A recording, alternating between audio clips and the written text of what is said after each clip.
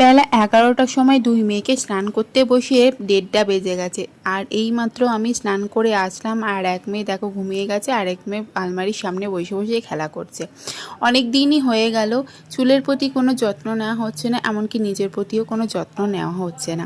Recent আমি hair cutting করেছি, এত গরম পড়েছে না, চুল নিয়ে একদম নাজেহাল অবস্থা। তার উপর আবার দুই মেয়েকে দেখাশোনা করা, কী যে অবস্থার মধ্যে দিয়ে যাচ্ছি কি বলবো তোমাদের।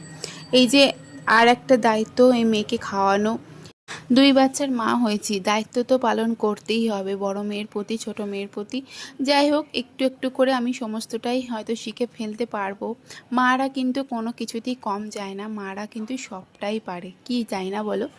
এই যে রাতে ডিনার করে নিচ্ছি, রুটি, আম, আর একটা মাসি এসছিল, সেই মাসিটা না চাচি করে নিয়েছিল, মানে ক্ষীর বানিয়ে নিয়েছিল। আমি তো ক্ষীর খেতে ভীষণ ভালোবাসি। তারপরে খাওয়া দাওয়া করে এই যে মশারি টাঙিয়ে শুয়ে পড়েছি। মেয়ে তো আমার ঘুমিয়ে গেছে, বড় মেয়ে, আর ছোটো মেয়েকে ঘুম পাড়াচ্ছি। টাটা।